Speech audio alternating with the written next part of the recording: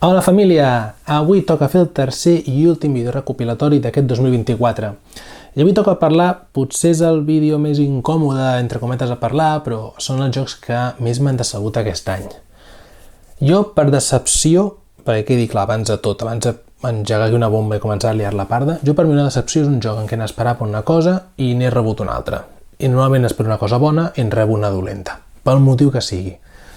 Però vagi per endavant que no té per què els jocs d'aquesta llista ser jocs dolents, ni molt menys, simplement són jocs que jo m'esperava que m'agradessin, que els gaudís, que fos el que sigui, no ho sé, però per A o per B són jocs que no m'han encaixat en la meva forma de jugar o no m'han acabat d'agradar per jugar-lo, repetir o fer-hi 3, 4 i 5 partides. Excepte un que l'hem aixecat molt i tot i així està en aquesta llista. Però bé, dit això, que quedi clar d'ara endavant que això no són jocs dolents com a tal, sinó són jocs que a mi no m'han encaixat. Llavors, el primer de la llista és un joc que va arrencar al principi d'any, va venir a principis del 24 amb molta expectativa. És un joc d'una saga que és molt coneguda, que ha tingut moltíssim èxit, i estic parlant d'Unmatch Adventures. El cooperatiu, la versió cooperativa d'Unmatch, és la primera decepció d'aquest any, que jo m'esperava una cosa de dir, ostres, per fi podré jugar una forma diferent a Unmatch, que ja m'agrada el joc normal, doncs ara anem a fer un cooperatiu a veure com funciona. I m'he trobat un joc que és previsible, repetitiu, sec, no em va convèncer. No és un joc que m'agradés, la veritat. Llavors, per mi, Unmatch segueix sent competitiu. No val la pena que intentin fer una cosa cooperativa o solitari, fins i tot que més podia, perquè no funciona. Almenys la manera que ho han fet aquesta vegada no tira bé. A partir d'aquí, doncs, fora. Millor fer una altra cosa. El segon joc de la llista és un joc, no és com a tal un joc de taula, sí que ho és, però no és com a tal un joc pur de taula com tinc per aquí darrere, sinó estic parlant de Disney Lorcana. Sí, tinc aquí Disney Lorcana, teniu pel canal un vídeo que us explica una mica com funciona Disney i tal. És un joc que jo tenia molta esperança i moltes ganes que això triomfés, que això funcionés, i personalment porten ja gairebé un any de joc, han tret 4, 5, 6, no sé quants sets han tret ja, i la veritat és que és un joc que no l'he vist evolucionar. Va començar a dir, com passa tots aquests jocs, un joc d'introductori que pugui ser més familiar, més per canalla, perfecte, molt bé, hi ha una part competitiva, anem a competir, fins aquí tot molt bé. Però quan vas traient cartes i noves coses, i va sortint contingut, i te'n dones compte que el joc és pla i no creix, per mi és una de les grans decepcions més sonades aquest any. Deu ser perquè jo no sóc el target d'aquest producte, podria ser, però com que hi ha una part competitiva, una part de tornejos i hi ha moltíssima moguda, a mi se'm queda un joc que al final m'acaba avorrint jugar-hi. I això no vol dir que no hi jugui més o que pugui tornar a jugar, ni molt menys, perquè després hi jugo i sí, està bé, però no és un joc per dedicar-li el que es necessita per jugar a aquests jocs, que són moltes hores i molts calés. Llavors, per mi és una de les grans decepcions d'aquest any, fora i pel següent. I continuem, això no és una batalla de ganivets, però ho pot semblar. El següent podríem dir que sí que és el joc de taula, una de les decepcions majúscules d'enguany, però jo diria més de llarg, potser. I em sap greu perquè era un joc que realment li tenia ganes, que funcionés bé, que m'agradés, i les intencions són bones, però el joc no tira per enlloc. I estic parlant de Sant, un joc de la Kimushi Saga, que sincerament, mecànicament, sembla que funcioni, però és que te'n dones compte que hi ha molts buits en el joc, que es fa etern, es fa repetitiu, desbalancejat, hi ha una part del mapa que no té sentit arribar-hi perquè després no funciona. O sigui, una sèrie de coses que fa que el joc sigui molt una llosa per jugar-hi. I no m'ha agradat. O sigui, l'he jugat a 3 partides, tranquil·lament 4, i és que no, puc intentar i tornar a intentar i no aconsegueixo ni tan sols acabar de jugar bé, perquè hi ha això, moltes coses, molts dubtes que et van sorgint durant la partida, normes que es contradiuen, que poden resoldre's diferents i, hòstia, com si no acabés de funcionar bé el joc. Però bé, ja està, és una de les decepcions més grans d'aquest any i no hi podem fer res. Seguim. El següent és un joc que el vaig conèixer a l'Spiel de fa un parell d'anys, l'Spiel del 22, em vaig quedar amb ganes com de tenir-lo, de jugar-lo, perquè un joc que a nivell de producció dic, uau, quina flipada, em va agradar moltíssim. I a sobre la idea que fos una mica de deducció vaig dir, aquest joc és el meu estil, m'agrada. I un cop el vaig tenir aquí, se'm va quedar una mica curt, Per això el tinc en aquesta llista, perquè ni molt menys és un mal joc, no ni molt menys, però un joc que m'esperava més i se'm va quedar curt pel meu gust. Parlo de Tiwanaku, un joc amb una producció, el nivell de la roda de deducció és bestial, és xulíssima, però és un joc que al principi és una mica aleatori, anem a provar sorts, a veure si endevino, si no endevino, i a partir d'aquí acaba sent un joc com molt lineal, en plan, vaig jo primer, després vas tu, ja sabem què faràs, jo faré això, tu faràs això, perquè no tens opcions de fer altres coses, més allà on arriben els teus meeples. Llavors és un joc que se'm va quedar una mica curt en aquest sentit, no té més. Per això és en aquesta llista. No perquè sigui un mal joc, tot el contrari, crec que és xulo i funciona bé, però jo hi tenia més expectatives i per això és en aquesta llista, no per res més. Seguim. Aquest sí que em va com desagradar el joc. No vaig gaudir les partides que he jugat a aquest joc. Parlo de Ra, un joc que ara s'ha reimplementat, no s'ha redissenyat amb l'art d'Ian O'Toole i l'ha tornat a editar a Transist Games. I és un joc del senyor Nisia que s'ha de fer unes subhastes, ja és una mecànica que no m'acaba d'agradar, però bueno. I en qualsevol cas el tema és que és un joc que el pots com anar a trencar.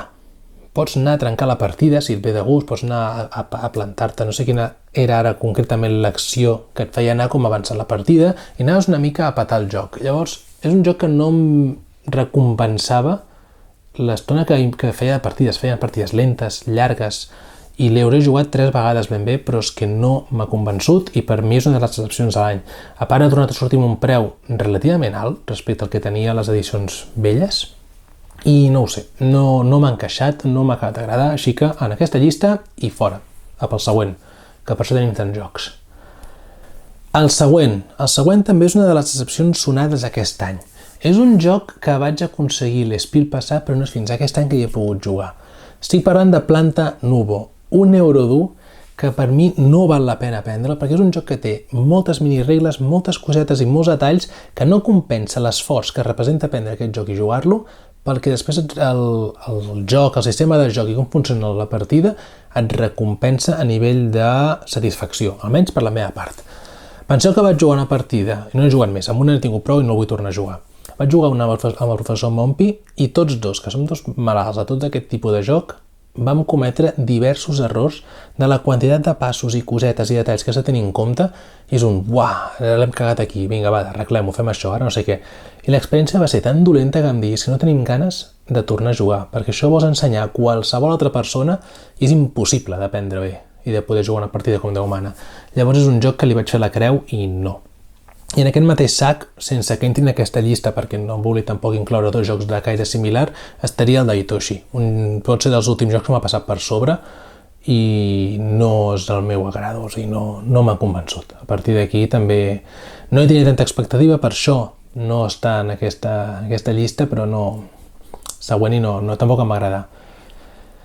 El penúltim d'aquesta llista, aquest sí que és un joc que m'ha sabut greu estigui aquí, posar-lo aquí, i és l'Spectacular, un joc que editarà Transist Game l'any següent. És un joc que està en aquesta llista perquè el vaig mirar per l'Spiel d'aquest any i és un joc que vaig poder provar, l'he fet una partida, he vist com és i suficient, no necessito més per veure com funciona el joc i veure què em pot donar o què no em pot donar. Perquè és un joc de draft en el qual no tens forma de salvar-te del que hi ha més enllà del draft. En tota la partida pots com a molt canviar el valor d'un dau o un altre, però si els daus que et toquen no et funcionen per les llosetes que tens o els teus objectius, estàs mort de la partida. I ho pots saber al començar la partida. A partir d'aquí és un joc que dius, quin sentit té que jugui això si ja sé que no puc guanyar perquè no puc complir els objectius? Llavors em vas decebre moltíssim aquesta experiència de dir, és que he de fer això, però no hi ha els daus per poder fer això. I no hi ha forma ni de tornar a llançar, ni de tornar a agafar més daus, no, és que no ho puc fer perquè no hi ha aquests daus. A partir d'aquí em va saber greu i és un joc que em va entrar directe a aquesta llista de dir no l'agafaré Spiel, no el compraré, no hi tornaré a jugar perquè jocs de draft n'hi ha per un fotimer, no perdré el temps amb aquest joc. I ja està. I l'últim, anem tancant la llista. Aquest vídeo l'he fet bastant ràpid, tampoc no vull començar aquí a clavar punyals a tort i a dret a tothom, però bé, aquest últim també és un d'aquest Spiel, aquest sí que no s'ha anunciat aquí de moment que l'editi ningú, així que jo us aviso amb antelació que és un joc que a mi no m'ha donat bon feeling, no m'ha satisfet, tampoc m'ha agradat. Un joc que tenia esperança i és Sparks. Un joc que té una premissa brutal, que dius, uau, això ha de ser molt bo, i la veritat és que l'experiència ha estat bastant horrible. És un joc que te'l venen com dient és una barreja, ni barreges, perquè és de la mateixa gent, mateixos autors, tot igual, però és un joc de l'estil de té tocs de Sagrada, tocs de Rei de los Dados, amb una pinzellada de fons de Revive. I dius, uau, flipa, hosti, que guapo això. Doncs bé, el tema és que el joc no m'ha agradat el flux de la partida, i és perquè hi ha el jugador actiu i els jugadors passius. Habitual, sí, passa.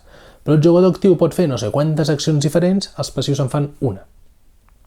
I fa que el joc sigui extremadament lent, tothom juga alhora, no pots controlar que la gent jugui bé, llavors si ho fas un darrere l'altre, t'hi mors per jugar això.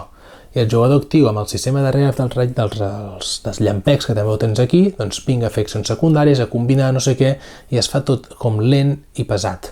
I el joc no m'ha acabat d'agradar, m'esperava una cosa una mica més en el mateix sentit, la mateixa línia de combar accions una rere l'altra, però d'una forma més natural, en el sentit de dir, jo vull fer aquest motor i l'aconseguiré fent, no a base de les cartes que em toquen i vaig, doncs mira, esgarrapant per aquí el que puc, esgarrapant d'allà el que altre puc. I no sé, em va quedar un joc una mica descafeinat pel que a mi m'hagués agradat que fos aquest joc. Per això és en aquesta llista, no per res més. I bé, fins aquí ha arribat aquesta llista. No sé si compartirem alguns, sinó m'agradaria saber dels vostres jocs que heu jugat aquest any, quines han estat les decepcions, aquells jocs que dieu, ostres, jo m'esperava una cosa, que dius, uah, brutal, i us heu trobat un joc que no us ha convençut, que no us ha agradat, que no us ha encaixat, 1000 històries. Si en teniu algun, deixeu-m'ho aquí als comentaris i comencem un debat, que això també està xulo. I res, fins aquí el vídeo, ens veiem ja l'any vinent amb nou contingut, nous tutorials, noves xerrades, el que sigui i vagi sortint. I res, gràcies per tot i que ens veiem aviat. Adéu-siau!